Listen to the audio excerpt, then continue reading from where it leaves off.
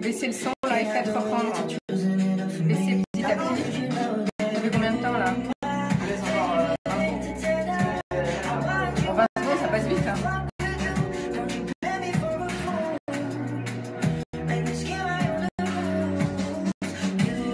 Je préfère que vous baissiez le son et que sa voix monte.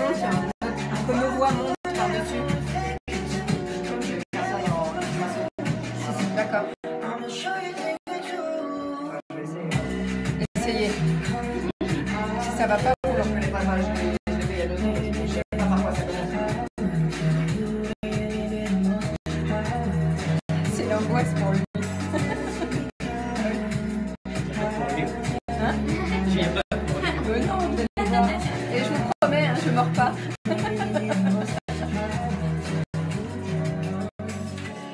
Jean-Pierre Blasi, vous êtes le maire de Gonesse. On vient de voir le sujet de l'ASA. Autre sujet, la semaine dernière, le préfet propose des conventions entre la préfecture, la justice, les bailleurs sociaux et pourquoi pas les communes dans le cadre de la lutte contre la délinquance et contre l'habitat indigne. 8 minutes, ça fait C'est partie de la PSQ, dans 7-8 minutes, dans 8 minutes, la sécurité dans l'habitat. Qu'en pensez-vous? C'est bon, on est dans les temps. Hein. Ancien parlementaire, j'ai travaillé sur des questions de sécurité. J'ai été vous nous passez un petit titre, j'annonce le titre. Et de la gendarmerie. J'ai beaucoup travaillé sur les questions. Lancer un titre, ça fera plus couler. Évidemment, il y a le privé. Je considère. Et après, je reprends la parole et j'annonce les titres, effectivement. Il peut avoir son intérêt, mais en même temps, c'est quels moyens on met en œuvre. Un dispositif en soi n'a d'intérêt que si derrière il y a des moyens. Or, il ne change pas la loi. La loi, c'est de dire que, évidemment, quand on est locataire, on doit faire en sorte d'habiter son appartement en respectant ses voisins. Aujourd'hui, c'est devant la justice civile que des procédures, qui en général n'aboutissent jamais, jusqu'à maintenant, sont engagées pour provoquer l'expulsion d'un locataire qui cause des nuisances à son voisinage. Cette idée, elle peut avoir un intérêt si elle a, et cet intérêt, l'intérêt que je vois, c'est la mobilisation des différents acteurs ensemble. Car vous savez, on est dans un fonctionnement très compartimenté. Et donc, s'il y a une mobilisation réelle, ça peut avoir un intérêt. C'est ça la valeur ajoutée.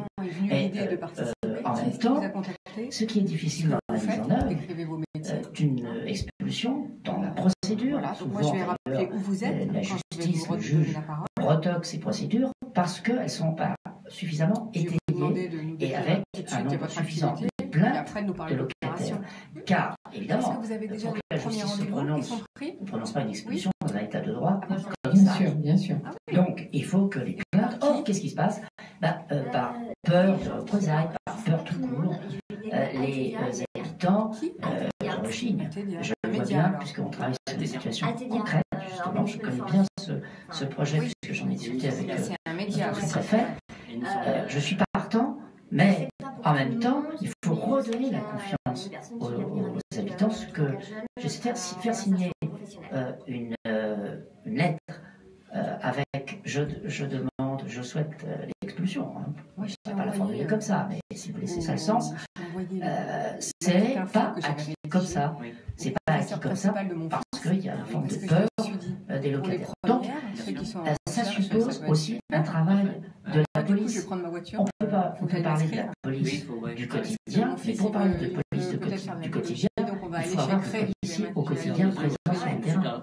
Je Or, demandais à qu'est-ce que nous visiter Cray. constatons? C'est que la police nationale, dans le département du Val-d'Oise, c'est pas nouveau. Je sais, Les j'ai fait la effectifs sont lumière. insuffisants Il était là dans ma dans le oreille, commissariat. je l'ai pris comme parrain. Donc, Et alors, la j'ai présence dit, mais au fait, de la police au quotidien, vous pouvez pas comme revenir dans notre le matin, présence, nous, mais nous sommes présents sur le terrain, eh bien, elle est insuffisante et il y a une perte de confiance des citoyens dans leur police qui est très regrettable dans un Il a une sacrée aventure de vie. Hein. Donc vous pensez que c'est une mesure difficile à mettre en Il m'a place. raconté. il nous a Autre raconté. question, les réformes gouvernementales, certains estiment que le rythme est trop rapide, d'autres qu'elles ne vont pas assez loin. C'est un truc qui Qu'en arrive dans les dites-vous, qu'en films. dites vos citoyens?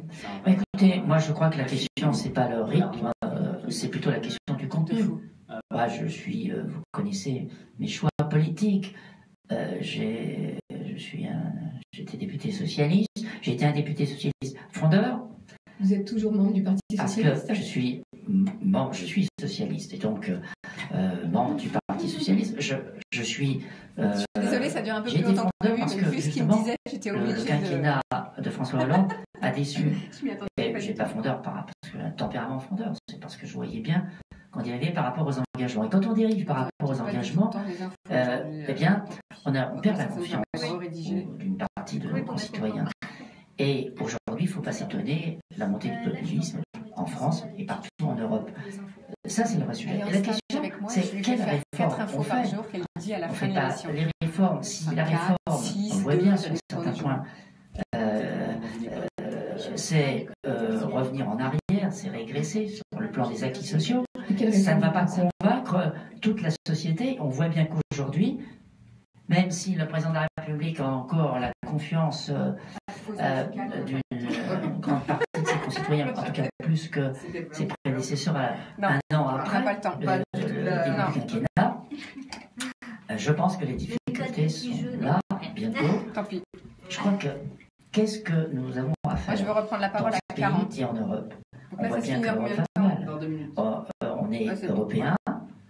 C'est Moi, quelle sinon, Europe vous me on passez veut, quelle société un française jingle. on veut. Ça, oui. Je crois qu'on ne peut pas tout considérer que c'est à partir de l'économie, sans considérer la société, sans considérer les besoins importants de justice sociale. Les inégalités se creusent. Donc, la question, c'est moins le rythme des réformes que le contenu des réformes Oui, et oui, le oui. sens que l'on veut donner à l'action politique et gouvernementale.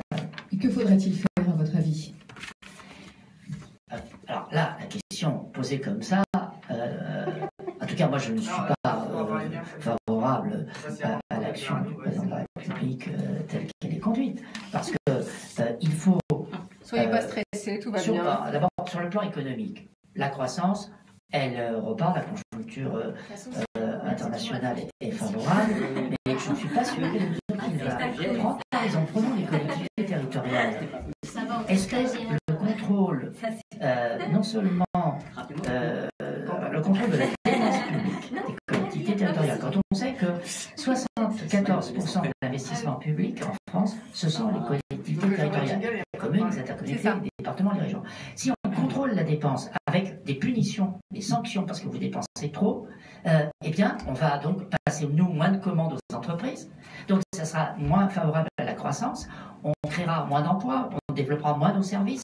Et donc, on va aller vers une forme de régression qui est préjudiciable dans une société où il y a besoin de lien social, il y a besoin en même temps, parce que c'est nous, les communes, qui créons le lien social et démocratique. Donc, c'est tout ça. Alors, je crois qu'on est dans une vision purement des photos, économiste si vous voulez, hein. des choses, dans une vision très, je dirais, très libérale, trop libérale, qui oublie l'humain. Contrôle des communes qui est donc mené par Alain Richard, sénateur du Val-d'Oise. Jean-Pierre Blasi, merci de votre présence sur IDFM. À bientôt pour une prochaine émission, si vous voulez bien. En Ile-de-France, écoutez IDFM sur 98 FM. IDFM, toujours plus proche de vous. Nous voici de retour au bar de l'économie. Alors, alors seconde partie de notre émission du jour. Cette fois, c'est pour l'opération Ouvre-moi ta boîte, une opération inédite, j'allais dire une opération pilote. Hakim Kamouche, vous êtes l'initiateur de cette opération. Mais tout d'abord, qu'est-ce que la Directe? Alors la Directe, vous l'avez rappelé dans votre introduction, c'est la Direction régionale des entreprises, de la concurrence, du travail et de l'emploi. C'est un service déconcentré de l'État en région qui regroupe les compétences de deux ministères, le ministère du Travail et le ministère de l'Économie. Donc on est sous la tutelle de Mme Pénicaud et de M. le maire, M. Bruno Le Maire. Au sein de la Directe, on retrouve trois pôles de compétences. Tout d'abord, ce qu'on appelle le pôle 3E, qui est le pôle entreprise, emploi et économie. Et là, on traite les questions de développement de l'entreprise, d'investissement et d'innovation et d'exportation et la manière dont on peut conquérir des nouveaux marchés à l'international. Il y a aussi le pôle politique du travail. Donc là, on est sur les sujets de dialogue social, de prévention des accidents du travail, d'amélioration des conditions de travail. On a un troisième pôle qui est le pôle concurrence, consommation, répression des fraudes et métrologie. Là, on est sur des sujets de signalement d'une pratique anticoncurrentielle, de tromperie entre entreprises. C'est aussi permettre de s'informer sur des règles de concurrence et de régulation des marchés. Et on a un service un peu transversal, le CESE, qui est le service des études et des statistiques. Alors, pour les entreprises, on vous contacte directement? Absolument, tout à fait, en fonction des sujets. Si c'est un sujet lié à l'emploi, c'est le pôle 3E qui sera compétent. Si c'est un sujet de réglementation du travail, ce sera le pôle T qui sera compétent. Il y a tout un panel de compétences et d'expertise et de conseils et d'accompagnement mobilisables au sein des Directs. Où faut-il aller pour vous contacter? Alors, la Directe est organisée à deux niveaux. Il y a la direction régionale, donc, dont le siège est à Aubervilliers, et ensuite il y a les unités départementales. Et donc moi, je fais partie de l'unité départementale du Val d'Oise. Absolument. Donc on vous contacte directement, on vient carrément dans les bureaux à Cergy-Pontoise? Absolument, tout à fait. Et parce que les entreprises, j'ai déjà annoncé plusieurs fois les possibilités de préparer des dossiers pour des subventions à innovation, mais les PME trouvent que c'est très compliqué de remplir tous ces dossiers. Est-ce que vous les aidez? Absolument. Donc là, j'ai mes collègues du DECI, notamment du développement économique. On a des correspondants PME au sein de chaque direct, qui sont affectés géographiquement sur l'accompagnement et le conseil des PME du territoire. Parfait, je pense que ça va intéresser beaucoup de nos auditeurs. Alors vous organisez donc ce jeudi la première journée porte ouverte des entreprises du Val d'Oise. Alors comment est venue cette idée et combien d'entreprises ont rejoint ce parcours et comment fait-on bien sûr pour pouvoir y assister, y participer. Donc je pense que vous connaissez tous les journées européennes du patrimoine. Donc on s'est fortement inspiré de ce modèle d'organisation de pouvoir permettre à un large public de pouvoir visiter des musées pendant une journée complète. Et vous savez que le thème de la journée du patrimoine 2018, c'est l'art du partage. C'est l'art du partage. Donc là, en fait, ce que vous voulez nous dire, c'est que cette opération pilote, vous voulez la reproduire d'une année sur l'autre, de façon à ce qu'elle devienne la journée finalement du patrimoine des entreprises. Absolument, cette fois. C'est ça l'idée? C'est exactement ça l'idée, et c'est d'ailleurs ainsi qu'on l'a intitulé. C'est la première journée départementale de valorisation du patrimoine économique, mais pas seulement, et du capital humain, parce que dans chacune des organisations de travail, il y a des gens qui travaillent, il y a des expertises, il y a du savoir-faire, et c'est ça que l'on souhaite faire partager et permettre à un large public de pouvoir. Alors, combien d'entreprises ouvrent leurs boîtes, justement, ouvrent leurs portes ce jour-là, ce 7 juin? Donc là, on a une trentaine d'entreprises. On en a encore une hier qui m'a envoyé sa fiche participative. Donc, on va mettre en ligne sur le site de la préfecture, pas plus tard que ce matin. Donc, c'est vraiment une journée exceptionnelle qu'on a voulu instaurer, qu'on a voulu organiser, qui sera nécessairement créatrice de richesse pour le territoire, de valeur pour les entreprises, à la fois en interne et en externe, parce que le fait qu'une entreprise participe à cette journée, c'est aussi mobiliser l'ensemble de ses collaborateurs et directement, c'est contribuer à leur bien-être et accéder à telle ou telle entreprise. Alors, comment fait-on? Il faut s'inscrire. Si on est visiteur et qu'on veut visiter une entreprise, parce qu'on ne peut pas aller dans les 30 dans une seule journée, ça fait beaucoup trop. Absolument. Donc, il faut réserver sa place. Comment ça se passe? Absolument. Donc, chacune des entreprises participantes gère, donc elle relève de sa responsabilité, gère ses inscriptions. Donc, elle a renseigné une fiche sous forme de recto verso où elle précise un certain nombre d'informations, notamment qui elle est, quelles sont ses valeurs, ce qu'elle fait et ce qu'elle propose le 7 juin, et comment peut-on faire pour venir la visiter. Donc ces fiches-là sont consultables sur une page dédiée sur le site de la préfecture du Val d'Oise.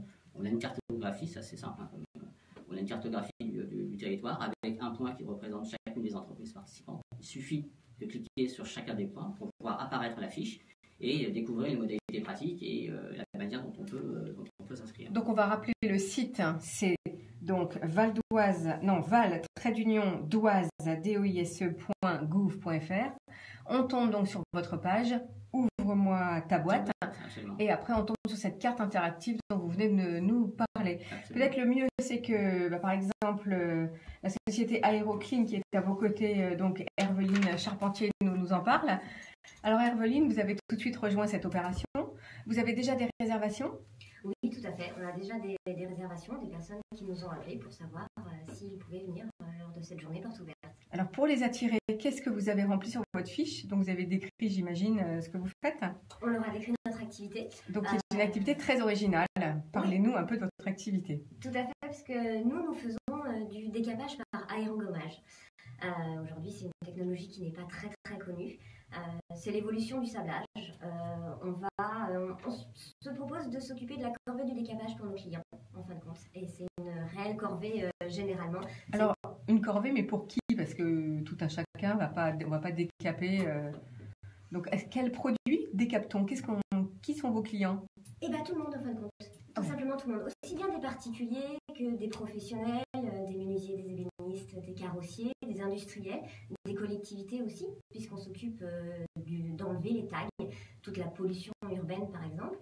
Et puis vous-même, à un moment donné, vous pourriez être intéressé, vous récupérez un meuble de votre grand-mère auquel vous tenez, mais simplement ça ne va pas du tout dans votre intérieur. Et voilà, nous on va vous permettre de vous éviter d'avoir à le décaper et après vous faites ce que vous voulez, vous lui redonnez une seconde jeunesse. Et vous faites ça avec quel type de produit? C'est du décapage avec des produits agressifs, vous avez parlé de sablage, vous sablez, vous envoyez des projections de quelque chose? Oui, tout à fait. Nous envoyons des projections de quelque chose, mais c'est une technologie qui est complètement écologique. On utilise essentiellement de la roche volcanique.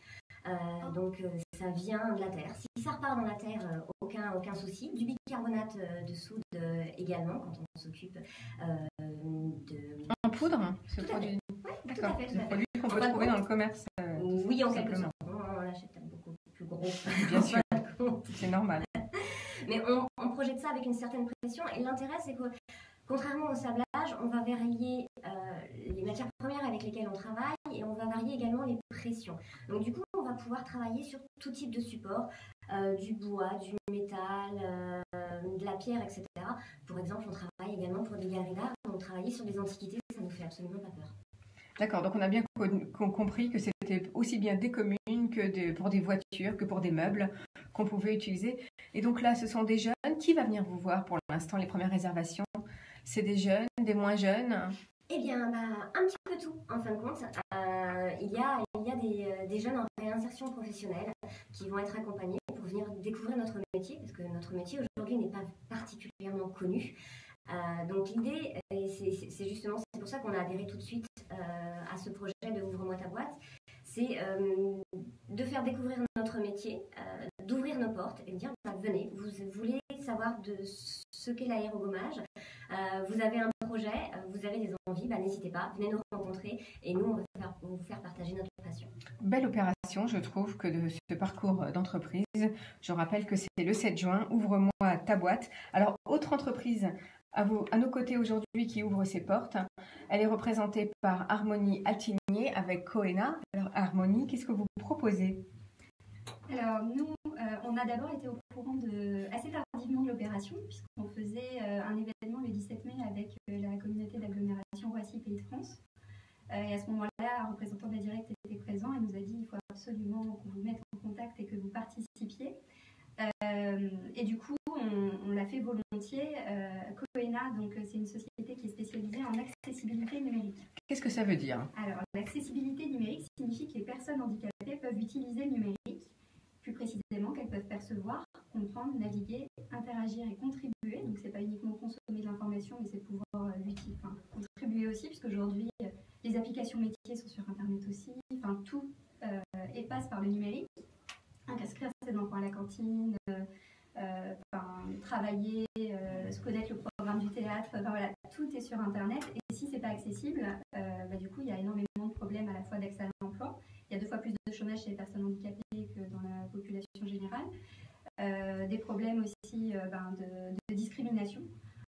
puisque du coup, il n'y a pas le même accès à l'information. Donc Coena est vraiment spécialisé dans l'accessibilité numérique. C'est-à-dire que vous formez des handicapés et peut-être d'autres personnes au numérique à apprendre à se servir d'un ordinateur? Pas du tout. Pas du tout. Donc nous, on fait des prestations. Donc, nos prestations, c'est du conseil, donc l'expertise conseil et de la formation, effectivement. Mais l'accessibilité numérique, dans la façon dont on le conçoit et le traite, c'est du point de vue normatif. C'est-à-dire que, imaginez des lunettes 3D. Donc, vous avez des lunettes 3D, mais si le film en face n'est pas prévu pour, ça ne marchera pas. Aujourd'hui, les personnes handicapées ont des technologies d'assistance. Une personne aveugle peut surfer sur Internet si c'est compatible avec sa technologie d'assistance. Et plus de 90% des sites web logiciels aujourd'hui en France ne sont pas compatibles.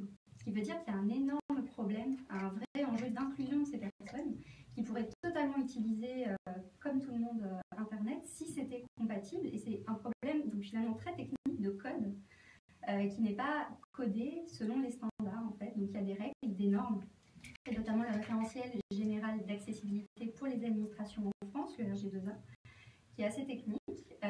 Et donc si les développeurs, les concepteurs, ceux qui entrent des contenus numériques ou produisent des contenus numériques respectent les règles du RG2A, dans ce cas, ce sera compatible avec les technologies des personnes handicapées. Donc nous, notre travail, c'est de former plutôt ceux qui produisent des contenus. Et puis, donc, quel que soit le métier, et puis accompagner, on a plutôt des gros clients pour l'instant, mais on est ouvert aussi avec les collectivités. Donc on a initié un travail avec les communautés d'agglomération Voici Pays de France, par exemple. Et donc, voilà, on essaie d'accompagner tout le monde pour essayer de produire des contenus compatibles avec l'accessibilité et avec les besoins des personnes handicapées. Ouais, merci parce que grâce à vous, c'est le scoop du jour, qu'il y a un règlement RG2A, on a appris, pour permettre aux handicapés de pouvoir lire des sites internet, parce qu'il faut simplement donc développer des lignes de code adéquates pour que ces sites soient compatibles avec d'autres technologies. Et il est depuis 2009. Et c'est un peu triste que depuis... on prendra peut-être un peu plus de temps une autre fois pour en reparler, parce qu'effectivement, on ne connaît pas cette possibilité et c'est intéressant. Alors, vous avez déjà quelques réservations? Oui, on en a 3 pour l'instant. Après, on s'est assez tardivement, donc on a la directe notamment. Et puis après, c'est vrai que c'est pas moi qui gère les réservations, donc j'ai vu qu'il y avait des inscrits, mais je ne sais pas précisément qui. Donc nous, on a 2 créneaux horaires où on propose de faire découvrir donc non seulement l'accessibilité numérique, c'est un énorme enjeu d'emploi aussi, créateur d'emploi. Et puis l'économie sociale et solidaire, on est la première entreprise agréée ESUS, donc on connaissait la directe pour ça, donc entreprise solidaire d'utilité sociale. Et donc on a une vraie démarche en ce sens-là et on veut pouvoir partager ça avec grand plaisir. Et je rappelle que vous avez obtenu la bourse French Tech en août 2017 avec le soutien de BPI France, ce qui vous permet de vous développer, puisque vous gagnez un certain montant, ce qui vous permet de vous développer un petit peu plus rapidement. Merci beaucoup. Donc, cette opération Pilote en France, ouvre-moi ta boîte, la journée des entreprises, la journée du patrimoine économique du Val d'Oise, c'est ce jeudi 7 juin, ouvert à tous. Allez vous inscrire sur val-d'oise, DOISE, tout attaché, .gouv.fr. Avant de se quitter, bien sûr, eh bien, c'est les infos de Jérôme. Jérôme, qu'apprend-on aujourd'hui? Je crois que d'abord, c'est Tous à Paris, une exposition Porte de Versailles. Oui, si je vous dis 18,4 millions de téléspectateurs en moyenne, à quelle série pensez-vous? Game of Thrones. Exactement, Game of Thrones. Donc votre série préférée vient à vous à Paris. Pour les fans, une exposition à Porte de Versailles sur la série est ouverte jusqu'au 2 septembre 2018. Donc voilà de quoi faire pour patienter jusqu'à la saison 8 en 2019. Tout est là, dans un espace de 2000 m², des décors mythiques, les vrais costumes de la saga, mais aussi diverses activités. Venez escalader le mur de glace, brandir l'épée de Jon Snow, ajouter votre portrait au mur des visages ou encore sentir le feu du dragon. Mais tout en prix, pour les adultes, 20 € l'entrée et les groupes, 17 €. Même si Game of Thrones permet de rapporter beaucoup d'argent, cette série coûte aussi très cher. Rien que pour la saison 8, chacun des 6 épisodes revient à 15 millions de dollars de budget de production. Donc en tout pour cette saison, ça revient à 90 millions de dollars. C'est la série la plus chère à produire. Des mesures radicales pour arrêter l'enfer du plastique. On ne vous apprend rien, le plastique est un enfer sur Terre. Un sac plastique met 400 ans à se dégrader. Il apporte la pollution, conditions de vie déplorables, mais aussi détruit notre chaîne alimentaire. Un cachalot a été retrouvé mort en Espagne avec 29 kilos de plastique dans l'estomac quand même. Donc des images circulent sur internet avec des animaux déformés par le plastique entourés autour d'eux. En 2050, on trouvera plus de plastique que de poissons, d'après les États-Unis. Ce qui est assez grave. Donc quelle solution? Lundi, la Commission européenne a annoncé l'interdiction de coton-tige, de couverts, d'assiettes, de paille, de touillettes et des tiges pour ballons en plastique pour 2020. Autre objectif, 100% des emballages seront recyclables d'ici 2025. Heureusement, la France n'est pas la seule à réagir. L'Indonésie, le Kenya, Madagascar, le Chili, la Jordanie, etc. prennent également des mesures à ce propos. Merci beaucoup Jérôme, on vous retrouve demain pour d'autres infos. En attendant, on va faire une dernière pause musicale. On se quitte, en tout cas, c'est la fin, on arrive au terme de cette émission. Je rappelle cette journée portes ouvertes des entreprises du Val d'Oise sur val-doise.gouv.fr, une opération soutenue par l'entreprise CRE qui était avec nous hier et la ITB. Bonne journée à tous, à demain.